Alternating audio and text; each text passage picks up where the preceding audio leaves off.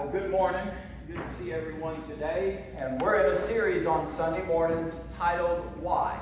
And we're simply asking some why questions. And today we're going to ask the question of why suffer? Why do the righteous suffer? Because that's the real problem, right? Why righteous people suffer. No one complains when evil people suffer. It's when righteous people, good people suffer that it tears at our hearts. But we're not nearly concerned about evil people suffering as we are the righteous. And so this is a question that many people in the Bible ask. Why? Why? Job wanted to know why and really never got complete answers to the question. Nonetheless, he trusted God. So why does God allow suffering? Why does he allow righteous people to suffer?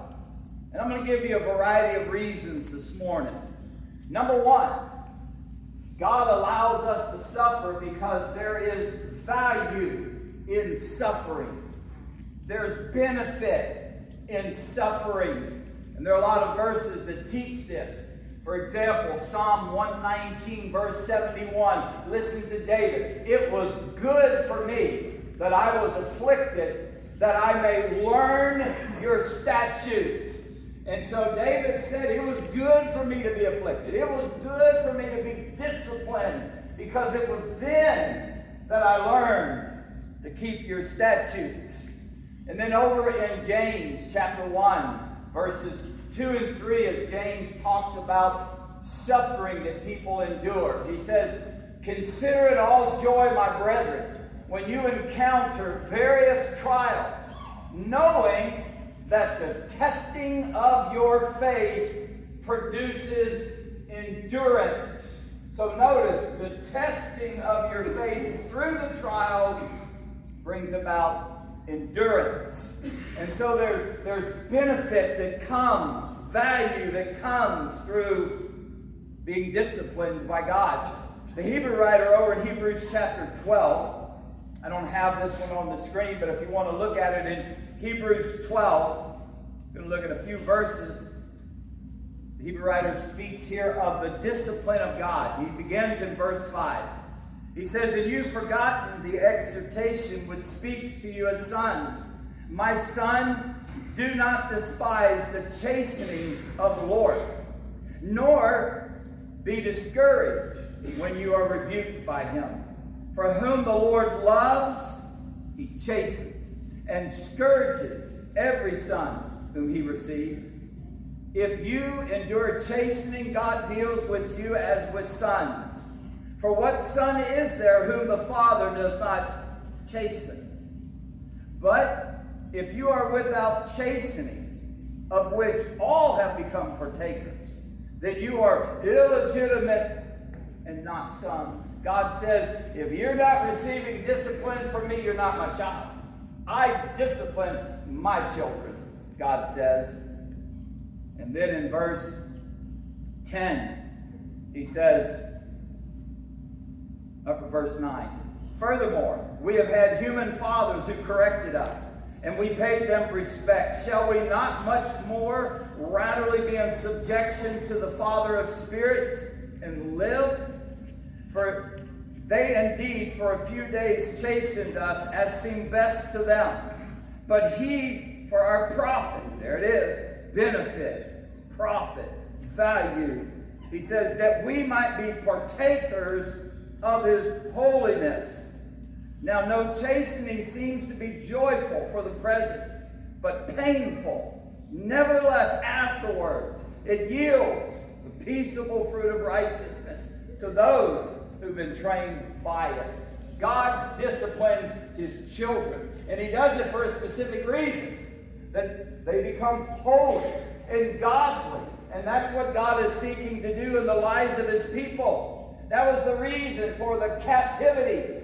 That's the reason why God sent his people into Babylonian captivity, to correct their behavior, so that they would come out of captivity and once again live righteously before God. The same with the Assyrian captivity. God was disciplining his people so that they would become righteous. We need hard times. We need God's discipline. We need suffering in our lives, because it's then that we are helped along in our faith in Jesus Christ. We grow. We become the people that God wants us to be. So one of the reasons why God allows suffering is there's benefit in suffering. There's value in suffering. But number two, the righteous suffer as a result of their sin or the sin of others. It's really, I just have a result of sin, but their own or others. All right? Suffering comes about as a result of that. Look at, we saw in Genesis chapter 3, it was read just a few moments ago, and we're going to come back to that shortly. But we see sin, and we see God remove his presence from them, the hardship. But anyway, look at Galatians 6, verse 7 here. He says, do not be deceived. God is not mocked. For whatever a man sows, that shall he also reap. And so, Paul says sin has a boomerang effect to it. When you sin, it has an effect that comes back and it affects your life. There's no sin you commit that does not have consequence. And sometimes the consequence of sin is absolutely devastating in the lives of God's people. But turn your attention to Romans chapter 1. Real quick. Romans chapter 1. And Paul here is talking about God's wrath being poured out. And I just want you to see this.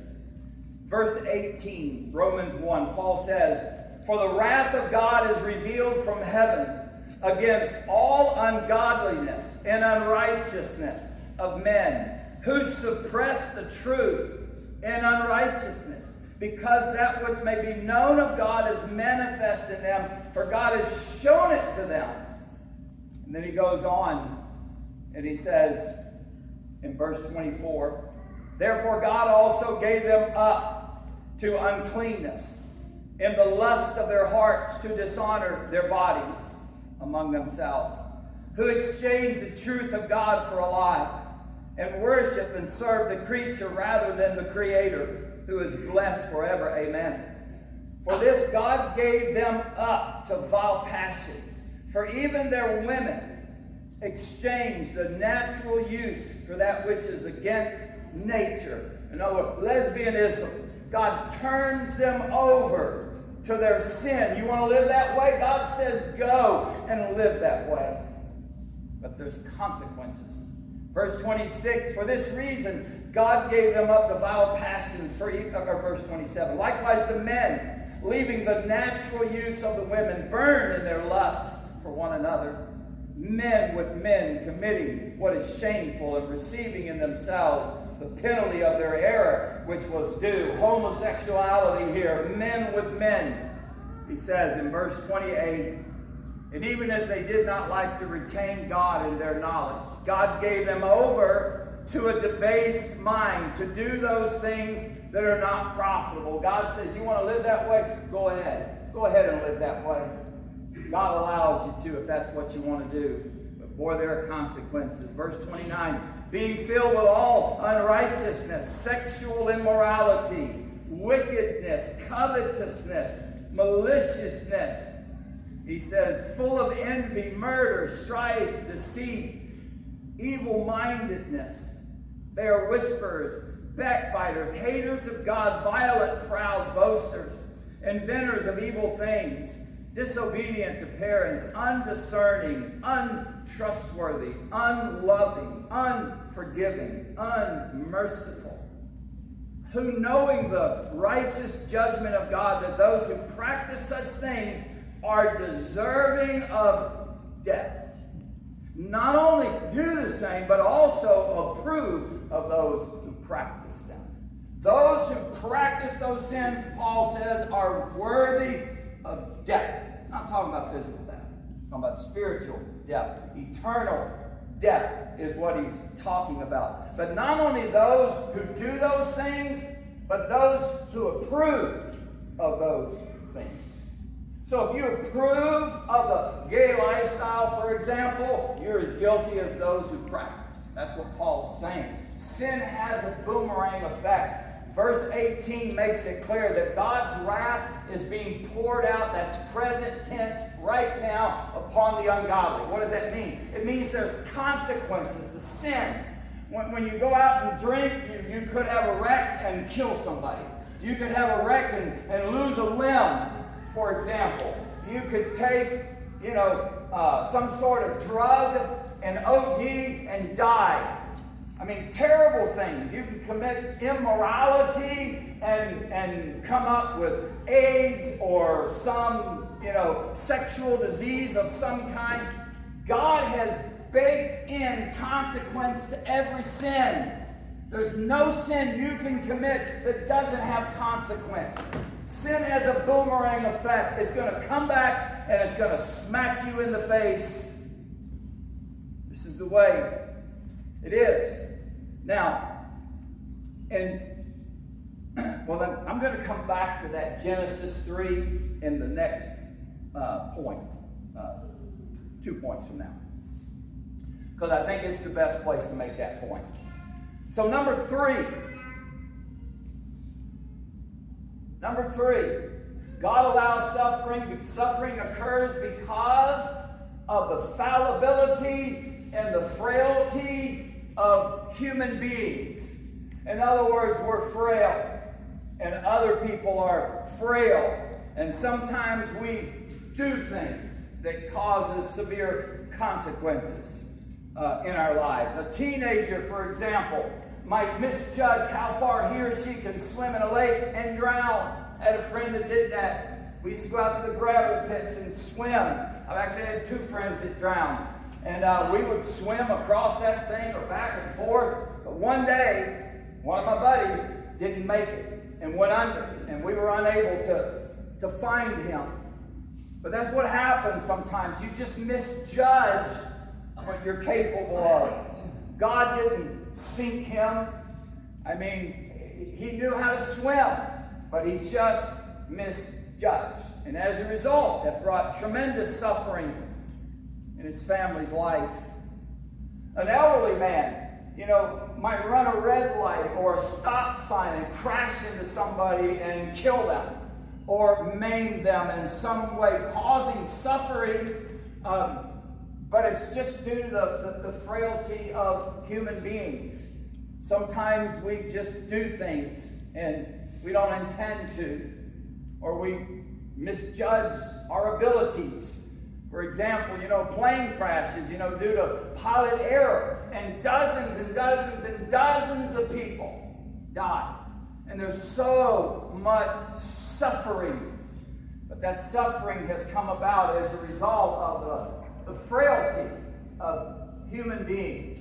It's not God punishing anybody. It's just frail human beings who sometimes make poor choices, and as a result, it ends up in suffering. So it's just one of the reasons that people suffer. There's another reason. Natural disasters. The innocent suffer because they come into conflict with the laws of nature. And if you come into the conflict with the laws of nature, you're going to get hurt.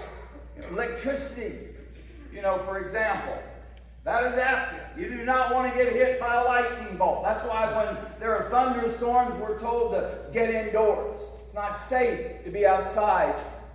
You're up on a roof, painting or something, and you fall, right? Gravity is going to get you.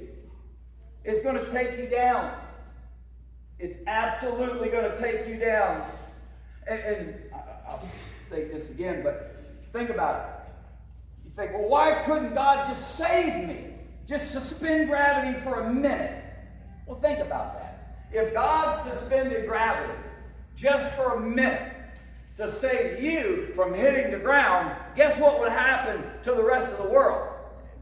We'd all be flung out in space at 1,000 miles an hour. the equator, a little slower as you go to the poles. But we're just going to be just hurled off of this earth because gravity's the only thing that's keeping our feet on it.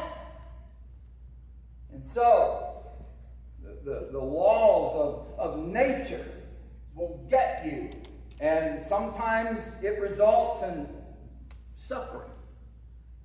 Tornadoes, right? We've all known people who've experienced tornadoes, and we all know the destruction that tornadoes cause and the death that tornadoes cause. This the tremendous suffering that people go through as a result of such a storm as a tornado.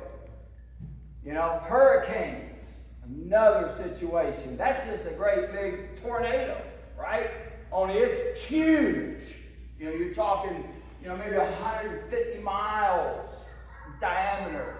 There's a big storm. It's going to do tremendous damage if you're in the pathway of that. That's why you may not want to live in Florida or along the Gulf states somewhere, just because that's always a possibility.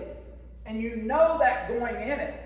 I mean, if you live in Tornado Alley, you're accepting that, hey, I know that can happen, and I know I can get hurt, and I know this can produce a lot of suffering, but I choose to live here anyway. Well, if you do that, just know you might get hurt one day.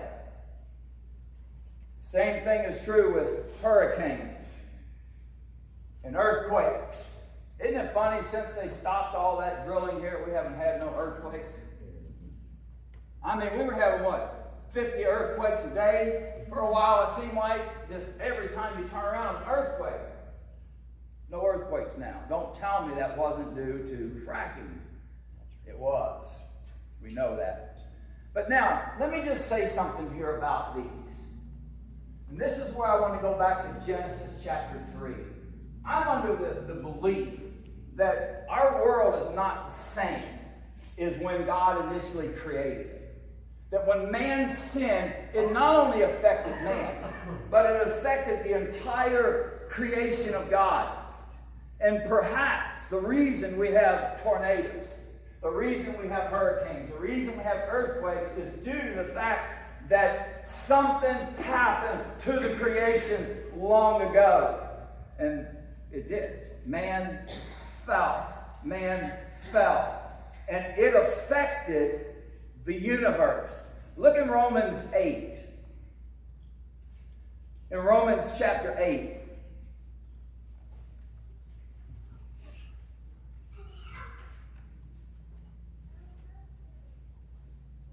Look at verses 20 to 22.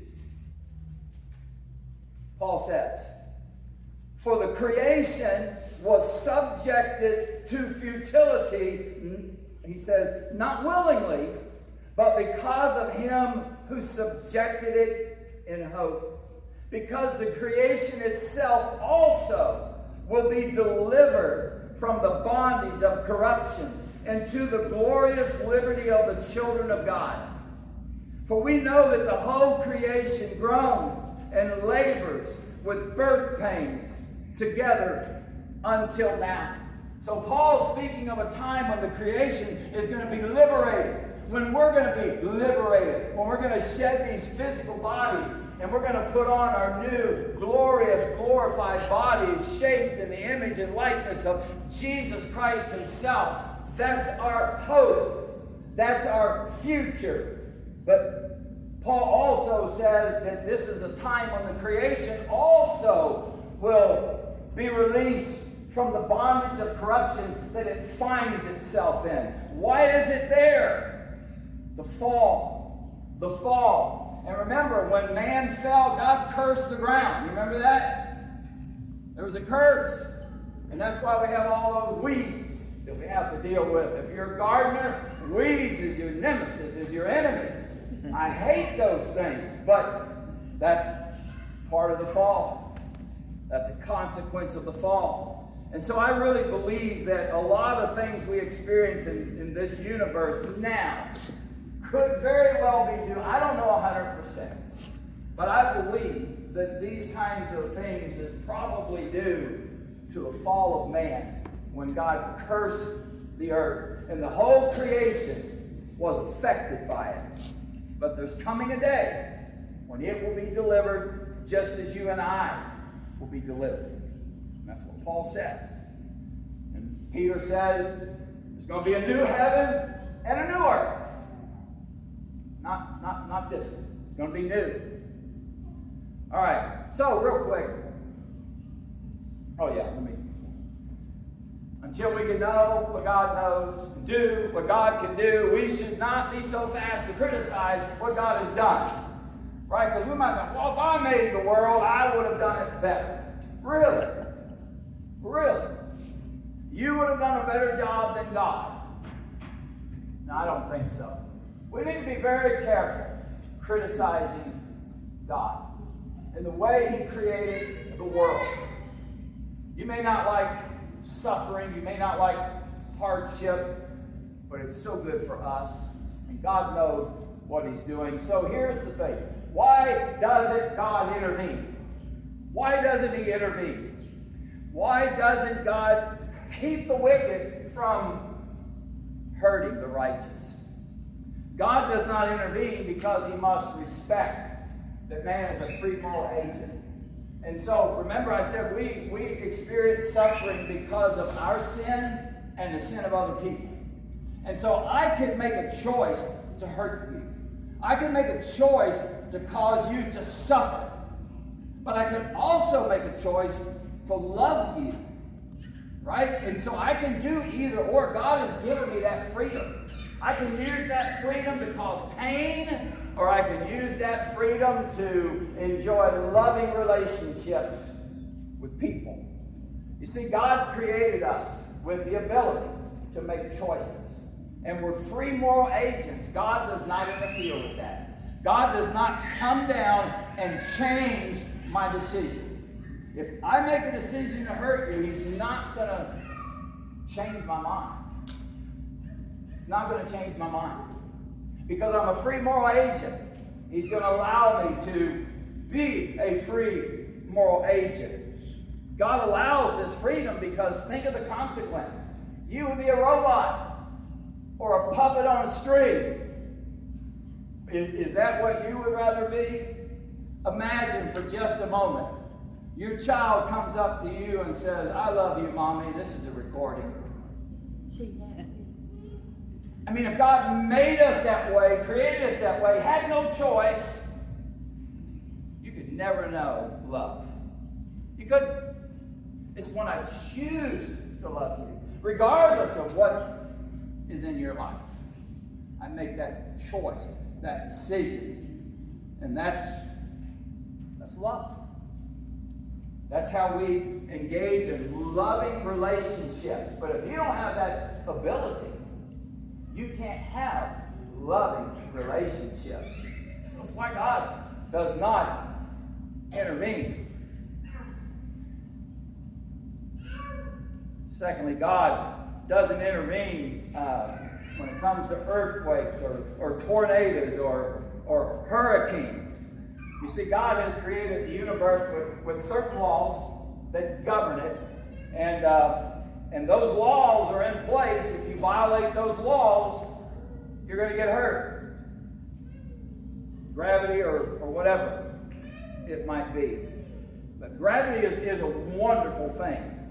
But God can't override it if you're falling from a building just to save you, because everybody else will be lost in the process. So you can't do it. You just can't do it. And this is right down. So while God doesn't intervene, right, when it comes to our choices or man's fallibility or the laws of nature, He has intervened. Has He not? He's come into the world in the person of Jesus Christ. He marched to a cross, died for humanity's sins, was buried and raised from the dead 3 days later. There's a way out of our sin. There's a way out of our sin. And I believe that God created this universe as a veil of soul winning. Thomas B. Warren wrote a book titled, "Have Atheists Proved That There Is No God?" And so what he's talking about here is that man needs challenges, because it's those challenges that drive us to God. It's those challenges that cause us to go to God and ask His help. Without those challenges, you wouldn't pursue God. If your life was wonderful and you had everything you wanted, you didn't need anything, you would not be passionately following after God. It's the struggles. It's the hard times. That's what drives us to Him. That's what brings us to Him. If we didn't have those challenges, we would be on the outside looking in. And so God created a world that's perfect for soul winning. Everybody's going to experience challenges. Everybody is going to feel compelled to come to God for help. And God is willing to help. I think it does make sense that God created this world for the sole purpose of soul winning. That's what God has in mind. All right. So if you're struggling, if life is hard for you, just know that there are many, many good, valid reasons why we human beings suffer. God is not wicked. God is not evil. God is not getting back at people. God only allows the suffering in our lives that will cause us to seek Him out and to seek His help. That's why He allows it. And so this morning, if you're struggling, and maybe you don't know why, and life is hard, what does struggling do? It's to compel us to come to God. If you need help this morning, come. Come. There's no better opportunity than for you to come right now and ask God's help and allow God's people to rally around you and to pray with you. If you need the forgiveness of sins that comes through Jesus Christ, we also hope that you will come. Come. Let us share with you the gospel. Whatever your need is, make it known as we sing.